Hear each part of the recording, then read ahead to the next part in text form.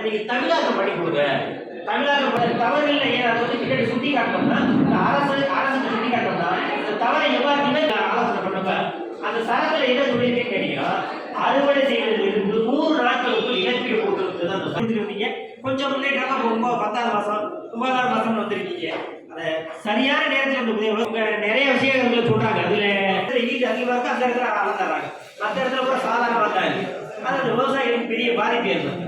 அது உடனடியாக அது மாதிரி இல்லாம உண்மையிலே விவசாயிகளுக்கு அதே மாதிரி வருவாய்த்துறையில வந்து நாங்கள் நிறைய சொல்றது என்னன்னு கேட்டீங்கன்னா நீங்க குடிநீரை பட்டாலாம் கொடுத்துறீங்க.